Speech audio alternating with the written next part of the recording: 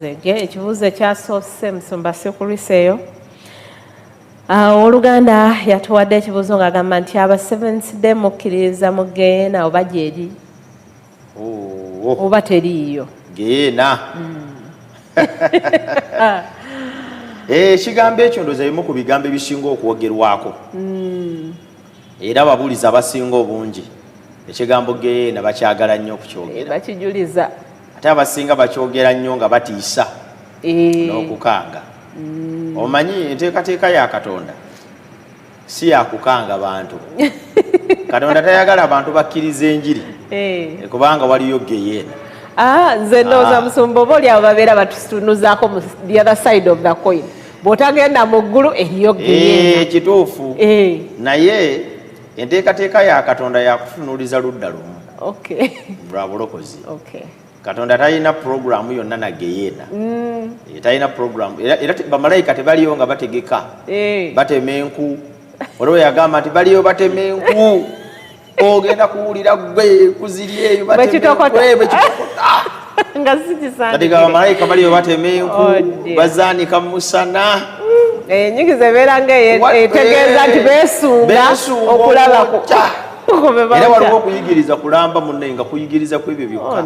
Ogenda kutuuka wano ove na wano, bw'otuuka wano bakkole bino oveewo. Kwata ne mu kutuuko owulire Geyeena nga bweyaka okyazannyazannya wano, oganye okukola bino, oganye okukola bino, oganye okukola bino, naye omuliro gugenda okukwokya ya Rabbi ogenda kuguwulira. Ebyo nga tebitiisa. Okuyigiriza Geyeena si kuyigiriza Katonda kwasimbako n'essira. Actually tetulinayo na kuyigiriza konna nga kwa Geyeena. Tetulinayo doctrine yonna oba fundamental belief yonna oba ekyokuyiga noteekateeka ekyokuyiga ng'oyigenda kuyigiriza ku Geyeena. Sina kyakuyiga, terina yakisomesaako mu bugazi bwakyo mu biwandiiko byonna, mu batume bonna, teriiyo teaching ekwata ku Geyeena. So Geyeena olwaleero kikozesebwa majorly abantu nga baagala okuinstiringa fear mu bagoberezi baabwe nti singa tebakola bino Geyeena ejja. Naye njagadde esooke nkibajjemu ekyeva ntandikidde ku mutendera ogwo. Ekinjagaza okukibajjamu basobole okutegeera kyengenda okunnyonnyola. Bwe banaawuliriza okuddamu kwange nga bakyayina ekifaananyi kiri ekya Geyeena, ekifo Katonda wagenda okucunyiza abantu, abuze gwe lwaki wasoma Bayibuli gwe bakubuliranga n'ogaana yingira, wattanga abantu naawe yingira n'oyo mu mutwe. Oyo Katonda ng'atiisa. Nga bakyayina ekifaananyi ekifaanana bwe kityo tebajja kutegeera Geyeena. Bajja kusigala mu kifaananyi kiri ekikyamu. Naye banaakivaamu ne bamanya nti Katonda waffe si wakubonereza. Katonda waffe wa bulamu, wakwagala, wa kisa, asonyiwa, twagaliza birungi, ffenna ayagala tuwangule. Bwe tumulabira mu kifaananyi ekyo, ekifaananyi ekya Geyeena kifuuka ekituufu. Ekigambo nno Geyeena munnange tukizabuza mu Luganda. Kigambo kya Lwebbulaniya kiyitibwa Gihinomu. Gihinomu. Naye Abaganda tudde engeri gye tuvuunula ebigambo biri mu Bayibuli ebitakyusibwa olw'okusigala nga binyweza amakulu gaabyo n'okusigala nga byekutte entende bireme kuyiibwamu mazzi. Kati ekigambo Sabbiiti kyasigalayo. Sikulwanga singa tukiyita kiwummulo, omutyandowooza nnewe neebaka mu takisi ndi mu Sabbiiti. Kati olw'obutajaajama ekigambo kubatiza kiva mu kigambo ky'olunene baptizo. Singa twakiyita kunnyika kati gamba newandinyisaawo ebintu byonna nyinyika. Kati ebigambo ebimu byasigalayo bisigaze amakulu gaabyo amazito.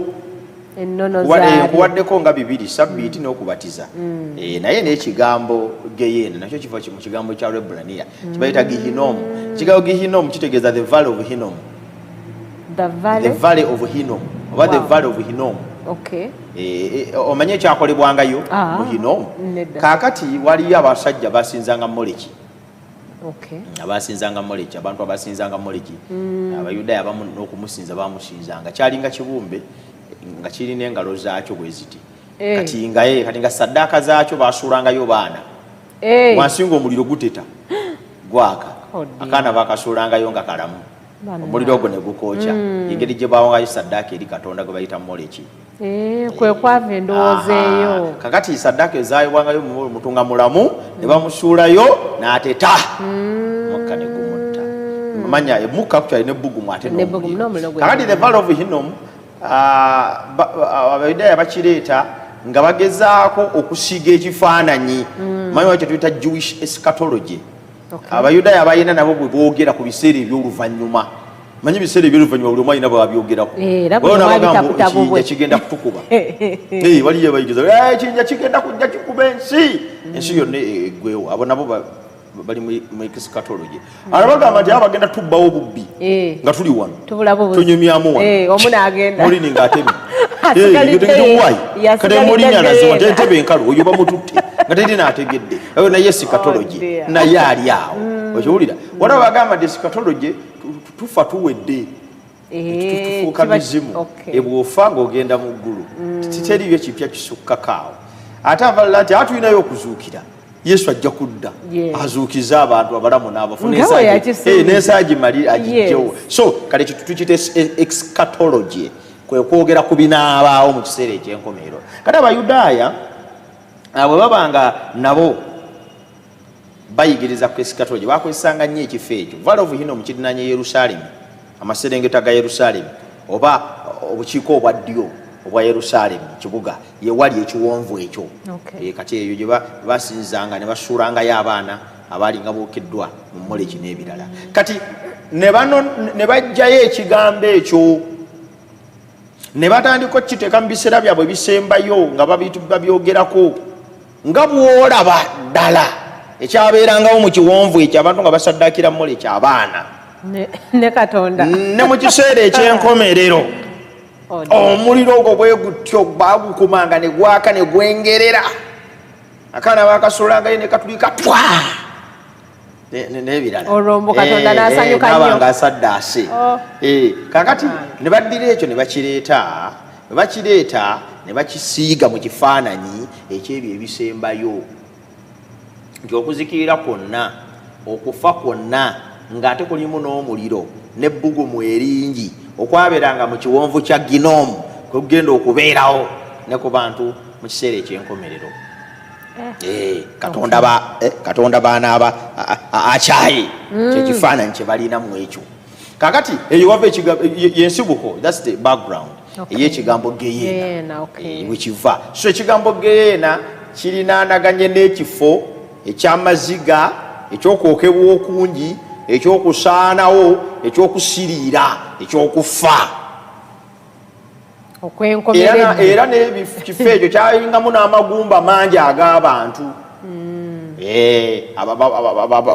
ekifo nga kyakufa it's a valley of death kakati kyova olaba nti abayudaaya bakisongako nnyo ndoza naffe wano mu Uganda tulina obutiro akatiro ndoza ffe tetulina nnyo bifo wano ogamba nti battirayo nnyo abantu nalabako eruweerewo nga bakuŋŋaanyiza obuwanga obwabo abaafiira mu lutalo era nakyo tekikitugira kifaananyi kituufu naye singa osanga twalinayo ekifo nga abantu bonna buli agendayo gwe batta agendayo yafa buli abeerayo aba yafa nga gye wabeera amagumba g'abafu ye wali emirambo gye bagisuula ye wali ekifo kyandibadde kitiisa nnyo era mu mboozi yaffe twandikyogeddenga waliwo ekkomera limu erimanyiddwa nga Kambwe mu Uganda wano sijja kulyogera naye nga Kambwe baatwalaga balaga nti gwe osaana genda gindi gwe ojja kusibira gindi ne bajuliza ekkomera eryo kubanga lyerina punishment esinga okubeera ez'amaanyi ziri eyo kasita bakusindika eyo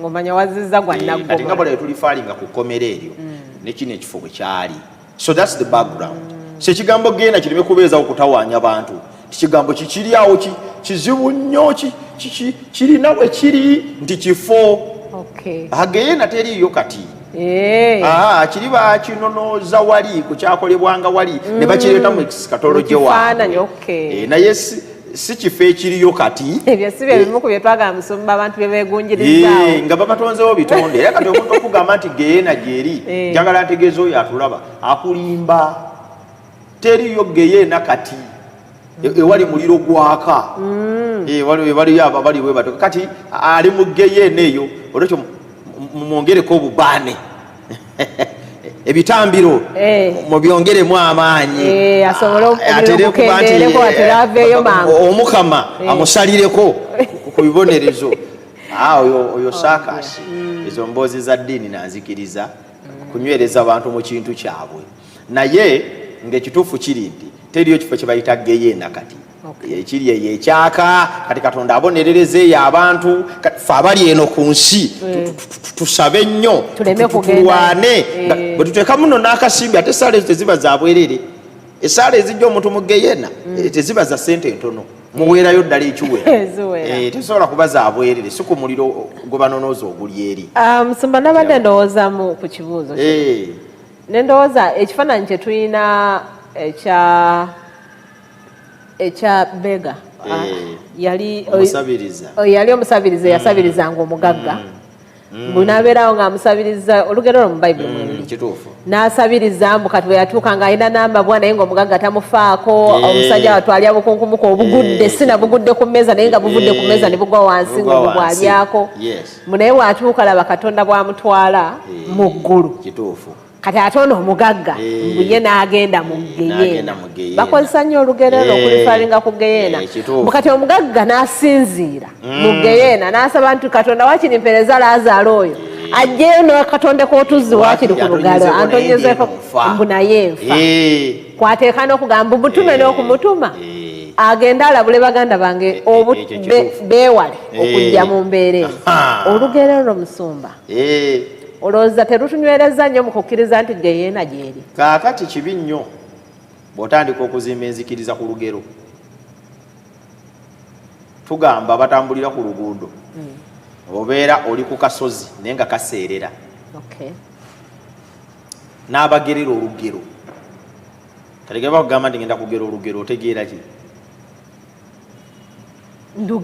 what he is speaking about is not in real life but it can be used as a learning aid. Parables. Ebintu Yesu yafunanga ebintu n'abifuula okuyigiriza. Yafunanga ebintu n'abifuula okuyigiriza. Yafunanga ebintu n'abifuula okuyigiriza. Kakati awo Yesu yali awo olugero bajjemu essomo ery'okweyisa obulungi nga bali ku nsi eri abanaku n'abanyigirizibwa. So sinti yali ayogera ebiri mu ggulu n'ebigenda mu maaso kati. Kyava akozesa ebyamanya n'ebyokulabirako bye bamanyi. Kifuba kya Ibulayimu atali omugagga kati ate naye ekyo Yesu tali mu kunyumya lugero olwo nga nnyonnyola mbeera bwefaanana. Yesu alunyumya nga ayagala kusomesa. Naffe tuyina ebyokulabirako bingi ebisomesa naye nga in real life. Tugambe Musumba nti bwe tuba tusoma engero zino tuziteeke mu context ey'engero Yesu z'ayogeddeko. Waliwo kino omusajja eyava bw'ati kati omwana eyazaawa n'agenda n'alya n'embizzi. Yesu yali tayogera real life nti anyumya ekyabaawo naye ayogera ekifaananyi kye tuyinza okukozesa tusobole okuyigirako okwagala kwa Katonda. Obwakabaka bwa Katonda bufaanananga. Obwakabaka bwa Katonda bufaanananga awakyakulabirako. Kati ebyokulabirako ebyo yabijjanga mu bulamu bwa bulijjo. Kati tetusobola bikozesa kusimba njigiriza kituyisa teaching oba doctrine nga tukozesa byakulabirako ebyo. Bwe tuba tuzimba enjigiriza tugizimbira okuyigiriza okutereevu okwa Mukama waffe Yesu. Bwe yali ayigiriza kuzuukira teyakunyumya mu ngero. Bwe yali ayigiriza ku bulokozi teyabunyumya mu ngero. Bwe yali ayigiriza ku maka teyaganyumya mu ngero. Kati izo njigiriza ezisimbiddwa. Kati omuntu okwesigama kwekyo ekyalabikira mu lugero lwa Yesu nga nawe talusome bulungi kulumalayo kubanga nawe lwenyi lulimu bingi ebitali applicable even in real life. Kubanga kati Laazaalo yandiza atya mu Geyeena. Ye ne gutamwokya. Kati n'aguyita mu buyisa omuliro n'aleeta ettondo ly'amazzi ani n'alimutonyeza mu kamwa. Okibuli ekigambo ekyo bw'ogamba nti ali mu Geyeena ate ayogera n'ow'omu ggulu kitegeeza kyotegeeza ti Geyeena n'okwesima birinaanaganye. Kati abantu bali mu ggulu awo bajja kuza naye nga wali guteta bagati maama Sebaggala ali omu bambi alabye ate ne bagenda mu bulamu obutagwawo ate bwe muwulira okwazira n'okulya banjo kyeno ate ne mbuli mu bulamu obutagwawo. That is a lie. Ye nga gw'onoosanyuka ki ng'owulira ababa bali eri bakoola balagena gwe ng'oli enoosanyuka nga bazadde be bali eri mwana wange Sebaggala dye n'ofiire no munnange ndeeterayo ettondo ly'amazzi ontonyeze eri kiri Yesu kyakola tali mu kusimba njigiriza ali mu kukozesa ekifaananyi asiiga ekifaananyi kituwa ebyokuyiga. Otherwise woddira ebyo n'obyapulayinga mu bulamu obutuufu bingi tebikola. Kyekyo kyokka. So oli aleme kukozesa ekyo kulowooza nti Geyeena gyeriya kubanga Yesu yagyogerako mu lugero. Yesu yali alina kyayigiriza. The purpose was different. Mu lugero olwo Yesu yali tayigiriza Geyeena naggulu gye bisangibwa. Mu lugero olwo Yesu yali ayigiriza tuyige okweyisa obulungi nga tuli ku nsi eri abanaku. Kyekyo kyokka. Era bw'ojjamu lesoni endala n'okuyamba abateesobola. Kubanga yagamba nti abalinga abo buli lwe bakola obulungi obuba obukoze ye. That was the lesson. So mu bufunze gye tugamba nti ekigambo kino Geyeena kyakozesebwanga ne mu Bayibuli era baakikozesa nnyo nga balifaalinga ku kiri kye nakugambye ekya Valeri ekiwonvu kiri nga balifaalinga nti omuntu yenna akola ebikyamu, omuntu yenna atakola bituufu, omuntu yenna atakola bigwanidde, omuntu yenna akola ebitasaana ajja kusuulibwa mu Geyeena. Gamba tusome ennyinga zino Matayo, somako Matayo, buza tunasomako mu Matayo 5 awo. Matayo 2:29 22 agambye atya 22 naye nange mbagamba nti buli muntu asunguwalira muganda we alizza omusango, naye anaagambanga muganda we nti lakka asaanidde okutwalibwa mu lukiiko, naye anaabagambanga nti musirusiru asaanidde okusuulibwa mu Geyeena ey'omuliro. Kale ekyo Yesu yakikozesa. Soma 2:9. 2:9 agamba ati obanga eriiso lyo erya ddyo likwesittaza lijjeemu lisuule wala, kubanga kye kisinga obulungi ekitundu kyo ekimu kizikirire omubiri gwo gwonna guleme okusuulibwa mu Geyeena. Soma n'olwasatu. Tusome ku ezo. Era obanga omukono gwo ogwa ddyo gukwesittazza gutemeko gusuule wala, kubanga kye kisinga obulungi ekitundu kyo ekimu kizikirire omubiri gwo gwonna guleme kugenda mu Geyeena. So Geyeena eyogerwako ne mu nnyiriri endala nnyingi. Geyeena kyogerwako nga ekifo ekyokuzikirizibwa ng'ozikirizibwa na muliro, a place of destruction by fire. Ge makulu g'ekigambo Geyeena. Place of destruction. Kifo. It can be any place as long as there is destruction by fire. So kati ekyo kige makulu g'ekigambo Geyeena. Teriyo kati lwaki kubanga tennatuuka. Kana tennatuuka kuzikiriza ababi nga abazikiriza na muliro. Kana tennatuuka kuzikiriza ababi nga bazikiriza na muliro. Waliyo okuzikirira okwa Geyeena nonjaga lunyiro lwosome nga tunnawummulamu. Petero kyokubiri. Petero. Nawe lwaga ndi kati Geyeena olwo mugamba nti teriyo kati olwo yaddi. Ebikola Petero ekyokubiri 3 olunyiriri. Tandike ku lunyiriri. Tandika ku nnyiriri lwa 6 agamba atya. Ensi ey'edda amazzi kyegava gagisaanyaawo n'ezikirira, naye eggulu eryakaakano n'ensi olw'ekigambo ekyo bikola bitya? birekeddwa omuliro nga bikuumibwa okutuusa ku lunaku olw'omusango n'okuzikirira kw'abantu abatatya Katonda. Owulidde ekigambo ekyo? Onyiyo bwe olusomye otegedde nti Geyeena yadde eri mu future teriyo kati. Kwate ku nkomerero ensi eyasooka yazikirizibwa omuliro, naye n'eyakati Katonda akyagiterese ng'eterekeddwa mu ki? Okutuusa ku lunaku olw'omusango. Olwo olunaku olw'omusango buli yonna lwe birizikirira. Okuzikirira kw'abantu abatatya Katonda. Bwe tuwogera ku kigambo ky'okuzikirira kw'abantu abatatya Katonda n'ensi n'ebigirimu byonna twogera nti bigenda kubawo mu kiseera kya nkomerero. Geyeena yakubaawo Yesu Kristo ng'akomyewo omulundi ogwokubiri. Ensi eno ekyaterekeddwa abagirimu basobole okwenenya n'okuteekateeka obulamu bwabwe nga tennaba kuzikirizibwa na muliro bawone okuzikirira wamu nayo. Omanyi omuliro guno ogugenda okwokya, omuliro guno gwakwokya Setaani ne bamalayika be by the way. Kyetali ekigendererwa ky'omuliro guno si Katonda kwokya bantu. Asanyukira kufa kwa mubi era agenda basuula muliro gwategekebwa Setaani ne bamalayika be. Teriyo nkuze bategekeeyo zookye Morini oba zookye Sebaggala oba zookye omuntu omulala yenna omubi. Teriyo nkuzi bateekateeka zigenda kwokya bantu. Bamalayika baliyo beesunga omuliro gwa Setaani ne bamalayika be. Kati abantu bagenda kugwamu mugwe. Ffe tumweripako. Kati Bayibuli kyeva egambye nti ensi eterekeddwa omuki?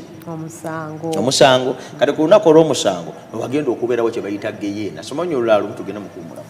Agamba atya? Olwa era 3. Nedda genda mu maaso awo. Soma ku lw'omwenda. Agamba atya? Olw'omwenda. Otyo? Mukama waffe talwisa kye yasuubiza. Ng'abalala bwe balowooza okulwa naye agumiikiriza gye muli nga tayagala muntu yenna kubula naye bonna batuuke kwenenya.